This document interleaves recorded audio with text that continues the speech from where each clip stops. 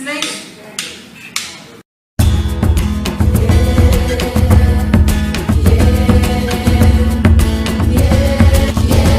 Banana, bananeira, goiaba, goiabeira, laranja, laranjeira, maçã, macieira, mamão, mamoeiro, abacate, abacateiro, limão, limoeiro, tomate, tomateiro, caju, cajueiro.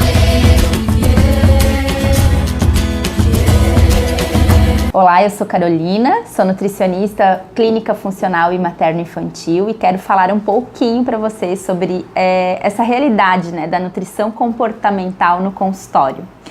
Bom, a formação do paladar, né, de uma criança que depois, né, vai ficar adolescente, adulta, ela já começou na vida intrauterina. Sim, a gente fala muito dos 1000 dias, né, são os 9 meses da gestação, mais os primeiros 2 anos da criança. E toda essa apresentação, né, desse mundo de sabores e alimentos vai começar lá dentro da barriguinha da mamãe. E às vezes os pais não têm esse conhecimento e a gente precisa falar isso, né, para uma gestante que vem nos procurar no consultório e deixar isso muito claro para ela, de que todas as escolhas alimentares que ela fizer, se ela consumir mais alimentos amargos, se ela consumir mais frutas, a chance desse bebê depois, no momento da apresentação alimentar, de ela aceitar esses alimentos é muito maior, o que vai fazer muito bem para a saúde dela. Em relação ao aleitamento materno exclusivo e as fórmulas infantis, que também é uma dúvida bem grande. Por que é tão mais importante o leite materno?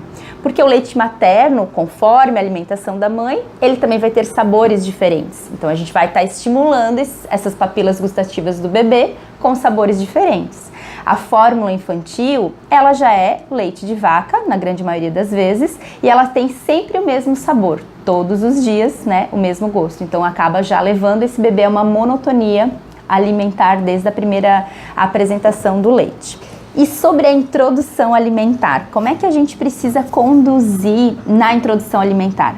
Pensem que esse bebê passou 6 meses só com leite materno ou a fórmula infantil e de repente ele vai começar a receber os alimentos com gosto amargo, com gosto azedo, com um gosto um pouquinho mais adocicado.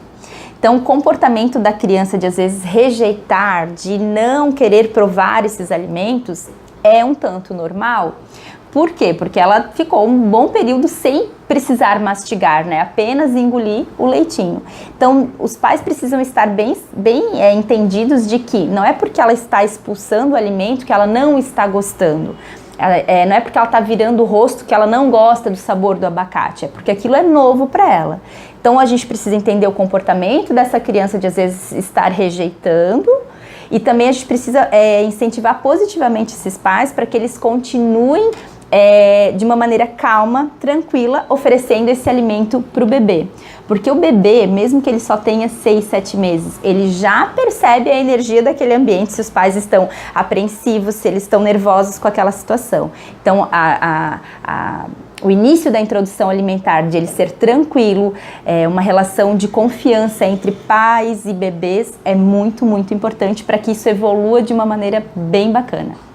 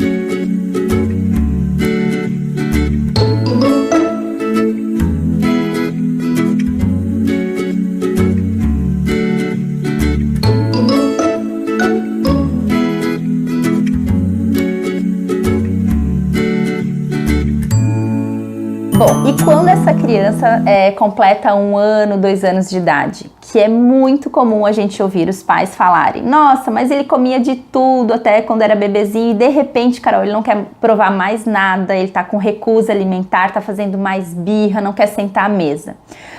O que acontece no comportamento da criança nessa fase? Ela realmente, depois de 1 ano de idade, começa a entender entender escolhas, né? O que é mais gostoso ao paladar dela. E junto com isso acontece uma diminuição do pico de crescimento e ganho de peso. De 0 até 1 ano de idade, a criança normalmente triplica o peso dela. E entre 1 ano e 2 anos de idade, já esse ganho de peso é em torno de 2 a 3 quilos. Então é natural que ela vá comer um pouco menos, que ela não tenha mais tanta fome, salvo nos outros momentos que são os picos de crescimento também.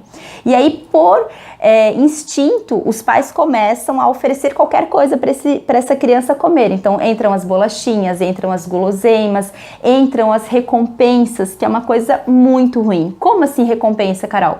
Ah, se você comer essa salada, se você comer esse arroz e feijão, no final da refeição você vai ganhar um chocolate ou aquele doce que você gosta. Concordam comigo que esse é um comportamento bem negativo, porque você está incentivando e mostrando como se a refeição ali, o prato saudável, fosse algo ruim, que ela tem que se esforçar para comer, para ganhar a recompensa do doce que ela está esperando. Então essa demonstração dos alimentos, né, essa relação com o alimento nunca deve ser usado como recompensa. Recompense sim, mas com brincadeiras, com atividades que a criança gosta de fazer. Nunca a troca deve ser com outro alimento que não é tão saudável. Tem relatos e vários trabalhos que mostram, falando da importância da educação nutricional, que mães dão refrigerante na mamadeira para crianças menores de 1 ano. Com certeza a mãe faz isso porque ela não sabe que ela está fazendo uma coisa inadequada.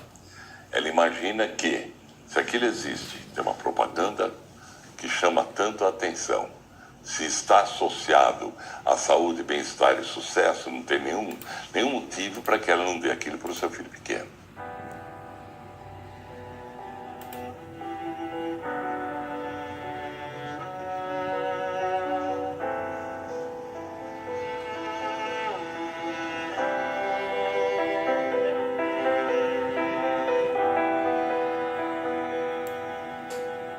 E na adolescência?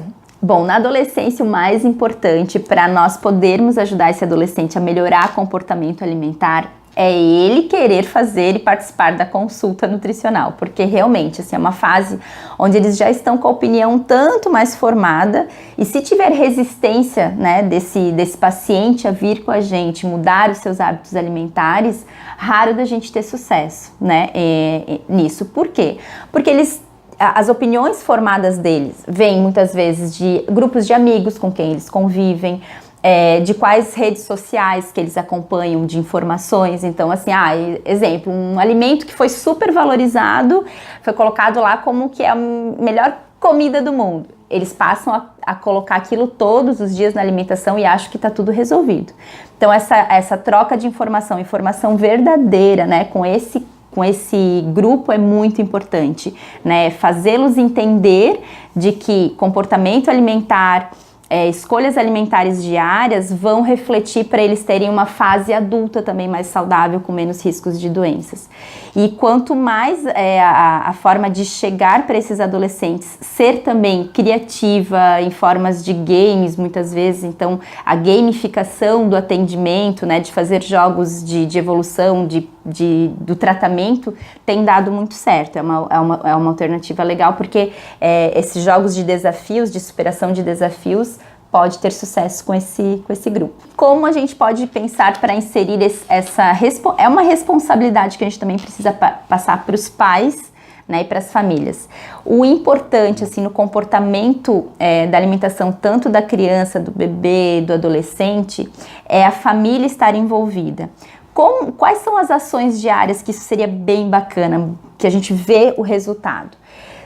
As famílias sentarem à mesa, né, terem um ritual à mesa, que infelizmente isso vem diminuindo cada vez mais, ou seja, é comum às vezes o pai comer na cozinha, a mãe tá lavando a roupa, correndo, dando umas garfadas. Se a criança ver isso, ela tem o exemplo de que comer não é importante. Então, incentivar ritual da mesa, Vários estudos já demonstram também que quanto mais a criança tem contato com hortaliças e vegetais, seja fazer uma horta, seja ir a alguma feirinha orgânica, ou seja ajudar no preparo do alimento, estimula essa criança a consumir mais vegetais nas refeições. Então esse é um estímulo bem bacana. Piqueniques, atividades lúdicas, né? Levar essa criança para outros ambientes. Exemplo, a hora da refeição na mesa sempre é um estresse, sempre é uma briga. Então vamos estimular novos alimentos em outros ambientes. Quem sabe no piquenique, quem sabe num passeio, num parque diferente.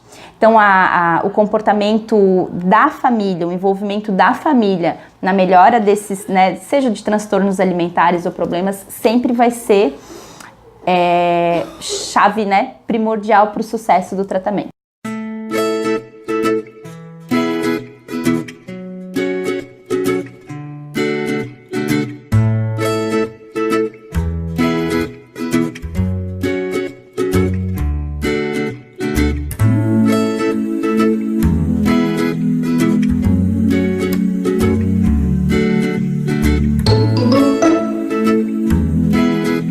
Existem inúmeros fatores que podem influenciar no comportamento alimentar.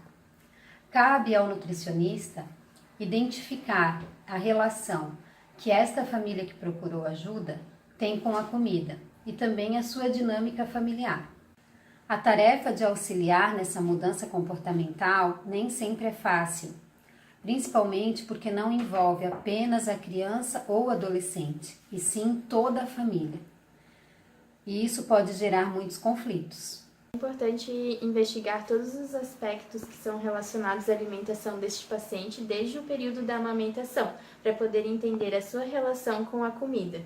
Acolher e acalmar os pais e fazê-los entender a importância do estabelecimento de rotinas e rituais e que um mesmo alimento ele pode ser oferecido em diversas formas diferentes e que, portanto, se trata de muitas tentativas, é muito importante. Atrair a criança no processo de compra e preparo dos alimentos e utilizar de elementos lúdicos como brincadeiras, jogos e vídeos educativos favorecem também no envolvimento dessa criança com o alimento. A criança que já entende ou os adolescentes desde o início devem receber informações sobre a importância dos alimentos saudáveis numa alimentação e os malefícios que os alimentos industrializados podem causar à saúde.